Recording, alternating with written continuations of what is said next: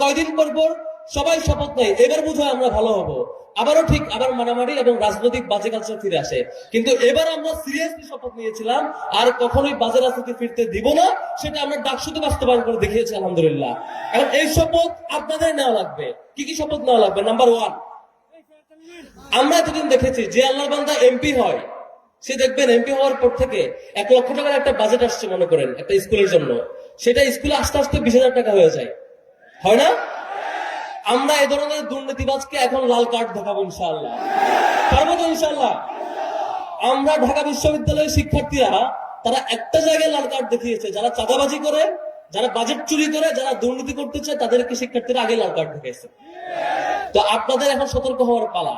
আগামীতে জাতীয় নির্বাচন, আমি মনে করি নাগরিক হিসাবে আমি মনে করি আমি যদি ভুল জায়গায় ভোট দেই, ভুল লোককে ভোট দেই, এই লোক যত চুরি বাটপারি করবে, যত চাঁদাবাজি করবে, প্রত্যেকটা দায়ভার আমার আপনার সিদ্ধান্তের উপরে বর্তায় নিশ্চয়ই। সুতরাং যে কয়েকটা বিষয় সতর্ক থাকবো তার মধ্যে একটা বলেছি, এই যে দুর্নীতি করে আমরা দেখেছিলাম আগে, এই যে নির্বাচনের আগে দেখবেন বাড়ি বাড়ি এসে ভোট চায় এবং খুব অভিনয় করে যে এবার ভোটটা দিলে মনে হয় দেশ পাল্টায় যাবে। কিন্তু আপনারা দেখেছেন এরকম আমাদের প্রত্যাশিত বহু বড় বড় ব্যক্তি বড় বড় জায়গায় গিয়ে ঠিক আগের ফরম্যাটে চুরি বাটপারি করেছে। দ্বিতীয়ত, আপনাদের এলাকায় কি চাঁদাবাজি হয় বাজারে? পান না, এই ব্যক্তিকে ভোট দিলে তিনি চাঁদাবাজি করবেন না, এই নিশ্চয়তা যার ব্যাপারে পান না তাকে কোনোভাবে ভোট দেওয়া যাবে না। এটা দ্বিতীয় ব্যাপার। তৃতীয় ব্যাপার হচ্ছে, আমরা মনে করি এমপি মন্ত্রীর কাজ হইলে মনে হয় এলাকায় এসে খালি বিচার সালিশ করা। আপনি দেখবেন যে বিশাল নেতা সে ভোট হয়ে নির্বাচিত হয়ে এমপি হয়েছে, সংসদে দাঁড়ায় দাঁড়ায় একটা বক্তব্য দিতে পারে না, স্ক্রিপ্ট দেখে দেখে পড়ে। এর আগে দেখেছেন না? আমাদের রাষ্ট্রের জন্য একটা লজ্জা। গত টার্মে আমরা দেখেছি এমন এমন এমপি ছিল, এমন এমন সংসদ সদস্য ছিল, তাদের মুখ দিয়ে কথা বের হয় না। সংসদ সদস্যের এটা কখনো কাজ না যে এলাকায় বিচার করবে আর হচ্ছে বাজার কন্ট্রোল করবে, ব্যবসা প্রতিষ্ঠান কন্ট্রোল করবে, এটা তার কাজ না। তার কাজ হওয়া দরকার ছিল আগামীর শিক্ষা ব্যবস্থা কি হবে, আগামীর ব্যবসায়িক পলিসি কি হবে, রাষ্ট্র কিভাবে উন্নীত হবে, রাষ্ট্রের নীতি কি হবে, বিদেশের কাছে রাষ্ট্রের মাথা উন্নত করে কিভাবে উঁচু করে আমরা থাকবো, সেই পলিসি দিতে পারা। ব্যাপারে আপনি মনে করেন এই লোকের পক্ষে এটা সম্ভব না, এটা সম্ভব না, সে শিক্ষা ব্যবস্থা কি হবে, যে লোকের ব্যাপারে এটা সম্ভব না, রাষ্ট্রের ব্যবসায়িক পলিসি, দেশীয় পলিসি, আন্তর্জাতিক পলিসি এবং সামগ্রিক উন্নত কিভাবে হবে, এই লোকটা দিয়ে এটা সম্ভব না। এই লোকটা দিয়ে খালি সম্ভব বিচার সালিশ করা আর এলাকা এলাকা ঘোরাঘুরি করা, তারে ভোট দেওয়া যাবে না। এই একটা কমিটমেন্ট আমাদের নিতে হবে। কারণ আমাদের এর আগে হয়েছে যে সংসদ সদস্য সংসদে গিয়ে দাঁড়াইছে, একটা বক্তব্য দিয়েছেন, তারপর তার দলের প্রধান একটা প্রস্তাবনা দিয়েছেন, তারা হাত তালি দিয়ে সব পাশ করে দিয়েছে।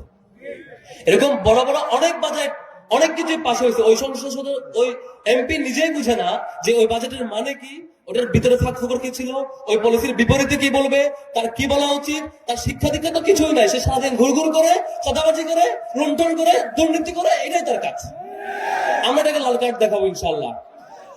তৃতীয়ত, চতুর্থত, আমরা দেখেছেন এই যে নির্বাচনের আগে দেখবেন মাথায় টুপি দেবে, তারপরে নামাজ পড়বে, জুমার নামাজ বলবে যে ইসলামের বিরুদ্ধে কোনো আইন করবে না, সবার আগে করবে শিক্ষা ব্যবস্থা থেকে কেমন ইসলাম। অনির্বাচিত বিভিন্ন লোকজন সেখানে গিয়ে আইন পাশ করেছে কি, তাদের ধর্মীয় শিক্ষা দরকার নাই, এই আইনে পাশ করে। আমরা স্কুলে দেখতে পাচ্ছি, এখন দেখবেন স্কুলে আমাদের শিক্ষার্থীরা মাদক আসক্ত। আপনি বাবা কিংবা ভাই হিসেবে তার বাড়িতে তাকে কোনোভাবেই রাইটস রেখে রাখতে পারেন না, দিন শেষে সে ভুল পথে চলে যায়। তার কারণ আমাদের স্কুলের শিক্ষা ব্যবস্থা, তার কারণ আমাদের সাংস্কৃতিক অবস্থা, তার কারণ আমাদের সামগ্রিক মিডিয়া এবং অন্যান্য কালচারাল সবকিছু অন্যের কাছে বিকিয়ে দেওয়া অবস্থায় আছে। আমরা এখান থেকে উত্তরণ চাই। যাকে দিয়ে সেই উত্তরণ হবে না, যে আবারও সে তার কাছে মাথা নত করবে, যে আমাদের সাংস্কৃতিক সকল ঐতিহ্যকে বিকিয়ে দেবে, তাকে আমরা এবার আবারও লাল কার্ড দেখাবো ইনশাআল্লাহ। পারবো না?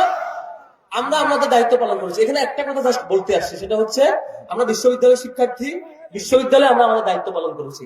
আর আপনারা নাগরিক হিসাবে যদি আপনারা আপনাদের দায়িত্ব পালন করেন, তাহলে পুরো দেশটা চেঞ্জ হয়ে যাবে ইনশাআল্লাহ। এর আগে রাষ্ট্র বহুবার ঘুরে দাঁড়ানোর চেষ্টা করেছিল, কিন্তু পারে নাই। এক এলাকায় চেষ্টা করে কোন রকম উঠাইছে, আরেক এলাকা টানে নিয়ে তারা ডুবাইছে। এক প্রতিষ্ঠান কোনোভাবে চেষ্টা করছে, আরেক প্রতিষ্ঠান মানে এটা কন্টিনিউ করে নাই।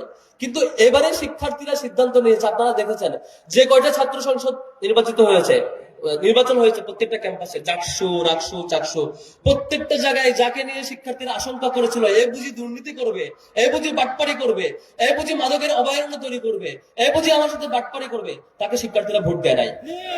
তরুণরা 24 সালে রক্ত দিয়েছে, রক্ত দিয়ে দায়িত্ব শেষ করে নাই। এই শিক্ষার্থীরা যার যার ক্যাম্পাসে তার রায় প্রদানের মধ্য দিয়ে তার ক্যাম্পাসের তার নিরাপত্তাকে সেই দায়িত্ব পালন করেছে। এখন এখন কাজ হইল এই নাগরিক হিসেবে ওদিকে খালাম্মারা আছেন, আপুরা আছেন, এদিকে আপনারা ভাইরা আছেন, সবার দায়িত্ব হচ্ছে যার যার এলাকার ব্যাপারে দায়িত্ব নেওয়া। আমার এলাকায় কোনো বাটপাড়িকে, এমপি তো দূরের কথা, এলাকায় ঢুকতে দেওয়ার সুযোগ নেই কোনো বাটপাড়িকে।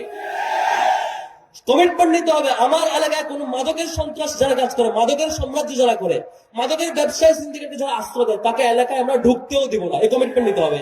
তাহলে কোন মাদককে এলাকায় আশ্রয় দিলে সেই এলাকা আর কখনো ভালো থাকবার কথা না। এই এলাকায় যদি কেউ নির্বাচন করতে চায়, এলাকায় যদি কেউ নির্বাচিত প্রতিনিধি হতে চায়, তাকে আগে এসে ঘোষণা দিতে হবে আপনি অন্তত দুর্নীতি করবেন না, আপনি অন্তত দুর্নীতি করবেন না, আপনি অন্তত মাদকের সাম্রাজ্যকে এখানে আশ্রয় দিবেন। এই কমিটমেন্ট আগে দিতে পারতে হবে। কিন্তু আমরা দেখছি সবগুলো জায়গায় একটা নির্দিষ্ট অংশ, কিছু বাছাইকৃত ফেস যাদেরকে আমরা চিনি, তারাই কেন যেন ঘুরে ফিরে এই মাদকগুলোকে আশ্রয় দিচ্ছে। আমাদের ক্যাম্পাসে আমরা বারবার চেষ্টা করছি, আপনারা দেখেছেন ক্যাম্পাসে আমরা চাষ করার চেষ্টা করছিলাম, আলহামদুলিল্লাহ চেষ্টা করছি। এখনো সেই যে মানুষেরা যাদেরকে শিক্ষার্থীরা পছন্দ করে নাই অথবা রায় দেয় নাই, অথবা শিক্ষার্থীরা তাদের ব্যাপারে আশঙ্কা করেছিল, তাদের উচিত ছিল তারা একটা পথে শিক্ষা নিয়ে সঠিক পথে আসবে। কিন্তু আমরা অন্যান্য ক্যাম্পাসে দেখতে পাচ্ছি সব জায়গায় ঠিক এখনো তারা সেই অস্ত্রের ঝঞ্ঝানি ফিরিয়ে নিয়ে আসতে চায়। এখনো তাদের দ্বারা দেখবেন শুধুমাত্র কয়েকটা দলে আমরা রিপোর্ট দেখলাম যে দল আগামীতে রাষ্ট্রের সেবা করতে চায়, সেই দল নিজেরা একে অপরকে খুন করে 200 শতাধিক মানুষকে খুন করছে। আপনারা দেখেছেন না? আমরা তো ভয় পাওয়ার কথা। যারা নিজেরা নিজেদেরকে মেরে ফেলতে পারে তারা আমাদেরকে মারবে না, তার নিশ্চয়তা কই। যারা চাঁদাবাজি নিয়ে একে অপরকে খুন করতে পারে, যারা চাঁদার ভাগ বন্টন নিয়ে একে অপরকে খুন করতে পারে, তারা কালকে রাষ্ট্রের সম্পদ খেয়ে লুটপাট করবে না, তার নিশ্চয়তা কই। এই জায়গাটা আমাদের ভাবতে হবে। আর সর্বশেষ যেটা ভাবতে হবে, লাস্ট অপশন একেবারে, সেটা হচ্ছে আমি যেটা মনে করি যে এমপি এসে ঘোষণা দিবে যে এখানে মার্কেট হবে, এখানে স্টেডিয়াম হবে, এখানে এটা দিব ওইটা দিব, এটা শুধুমাত্র এমপির কাজ না। যে এমপি তার এখানকার জনগণকে জনসম্পদে রূপান্তর করার কমিটমেন্ট দেখবে না। আমরা যদি ষড়যন্ত্র দেখেছিলাম যে আমাদের বাংলাদেশে অনেক মানুষ, এই মানুষটাকে, এই জনসংখ্যাকে জনসমস্যা হিসেবে দেখানো হয়, যে এখানে নাকি এই জনগণ যে অধিক, এটা নাকি সমস্যা, এভাবে উপস্থাপন করা হয়েছে আমাদের সামনে এতদিন। কিন্তু বিশ্বাস করেন, বাংলাদেশের নাগরিককে যদি কোনো নির্বাচিত প্রতিনিধি কিংবা সরকার যদি জনসম্পদে রূপান্তর করার চেষ্টা করত, আমাদের এই বাংলাদেশ সবার মাঝে পৃথিবীর মাঝে শ্রেষ্ঠ রাষ্ট্র পরিণত হতে পারত। কিন্তু এই লোকগুলো জানেই না যে অধিক সংখ্যক নাগরিককে কিভাবে জনসম্পদে রূপান্তর করা যায়। এই লোকেরা জানেই না কিভাবে এমপি হওয়ার পরে এই যে বেকার যুবকদেরকে কর্মসংস্থান নিশ্চিত করা যায়। আপনারা দেখেন তো, ধরেন এই এলাকার এমপি কিছুই বোঝে না, খালি হচ্ছে বিচার সালিশ করে আর এইগুলো করে চলে যায়, রাজনীতি করে চলে যায়। বিপরীতে আরেক এলাকার এমপি তিনি বুঝেন কি করে আন্তর্জাতিক মানের বিদেশি প্রতিষ্ঠানকে নিয়ে এসে এখানে শিল্প কারখানা করা যায়। সেটা যদি করতে পারেন, তাহলে কি 5 বছর পরে এই এলাকায় কোনো বেকার থাকবার কথা? দেখেন, আমি এটাই মনে করেছি, সেই লোক এমপি হওয়া উচিত। সেই এমপিকে আপনারা ভোট দেবেন যিনি আগামীকাল নির্বাচিত হওয়ার পর থেকে তার চিন্তা থাকবে আজকের যে শিশু স্কুলে পড়ছে তার জন্য আমি ভালো শিক্ষা ব্যবস্থা অফার করবো। যেমন সেই শিক্ষার্থী স্কুল থেকে বের হওয়ার পরে, কলেজ থেকে বের হওয়ার পরে তিনি আমার এলাকায় কর্মসংস্থান পাবে, সেই কর্মসংস্থান আমি নিশ্চিত করার জন্য বাইরের রিসোর্সকে নিয়ে আসা সেই সক্ষমতা তার থাকা লাগবে। যে আরেকজনের নেতার পিছনে ঘুরে দিন কাটায়, আরেকজনের সন্তুষ্টির জন্য দিন কাটতে কাটতে তার চলে যায় এবং সেটা ব্যাকআপ দেওয়ার জন্য তার অনেক কিছু মেনটেন করতে হয়, তাকে দিয়ে অন্তত বাইরের রিসোর্সকে নিয়ে এসে কর্মসংস্থান নিশ্চিত করা তার পক্ষে পসিবল না। সেজন্য আমাদের সিদ্ধান্ত নিতে হবে। আজকে অনেক মুরব্বীরা আসছেন, মুরব্বীরা দেখেছেন বাংলাদেশটা বারবার দুঃখে ক্রাইসিসের মধ্যে দিয়ে গেছে। এবার অন্তত সিদ্ধান্ত নেন যে আমাদের জীবনের এই সময়টা এমন ভাবে রেখে যাব, মতামতটা এমন ভাবে ব্যক্ত করব, আমার দেশের, আমার এলাকার আর কোন শিক্ষার্থী কুশিক্ষা অশিক্ষার কারণে ঝরে পড়বে না। আমার দেশের, আমার এলাকার কোন নাগরিক কর্মসংস্থানের হতাশার কারণে, ক্রাইসিসের কারণে কর্মসংস্থান না পেয়ে সুইসাইড করতে হবে না, বিপদে পরিচালিত হবে না। এই নিশ্চয়তা আমরা নিতে চাই ইনশাল্লাহ। এবং ইনশাল্লাহ আমি বিশ্বাস করি এখন যে জোয়ার উঠেছে সত্যের পক্ষে প্রত্যেকটা ক্যাম্পাসে, এখানে উপস্থিত নাগরিকরা এবং অন্যান্যরা যদি সেই জোয়ার সারা দেশে আমরা নিয়ে যেতে পারি, আগামীকাল দেখবেন যখন জাতীয় সংসদ নির্বাচন সম্পন্ন হবে, তারপরে আমরা বাংলাদেশে দেখবো এই দেশে এই বিদেশি কালচারের আধিপত্য আমরা থাকতে দিব না ইনশাল্লাহ। এই দেশে আমরা অন্যায় পাপাচার আমরা থাকতে দিব না। এই দেশে দুর্নীতি এবং এই যে আগে যে বারবার দুর্নীতির চ্যাম্পিয়ন অন্যান্য গল্প আমরা শুনেছি, এবং এই যে নিয়োগ বাণিজ্য আপনারা দেখেছেন না, এর আগে এই যে বন্ধ করে দিচ্ছে সরকারি চাকরি ডাইরেক্ট একটা কলেজ থেকে নিয়োগ হতো, দেখছেন না? আগের ইতিহাস আছে যে সরকারি চাকরি বিসিএস নিয়োগ কেমন হয়, বিসিএস বন্ধ, কারণ বিসিএস নাকি পিওর লোকেরা নিয়োগ পাচ্ছে, জন্য বিসিএস বন্ধ করে দিতে হবে এবং নির্দিষ্ট কলেজ এবং প্রতিষ্ঠান থেকে ডাইরেক্ট নিয়োগ দেওয়া লাগবে। এই ঘটনায় আমরা এর আগে যাদের ব্যাপারে ভালো আশা করেছিলাম তারা এই কাজ করেছে। আমরা এটা সমাপ্তি চাই ইনশাআল্লাহ। আমি শেষ করব একটা স্বপ্ন নিয়ে।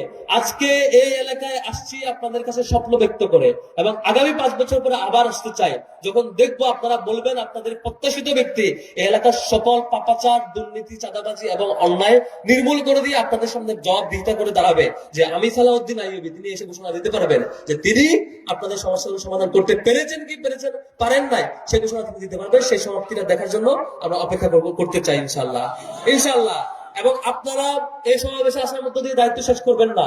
প্রত্যেকটা নাগরিকের নিজস্ব সার্কেল আছে এবং নিজস্ব পরিবার আছে, সমাজ আছে। প্রত্যেকটা যার যার জায়গায় আমাদের কথাগুলো পৌঁছাবেন।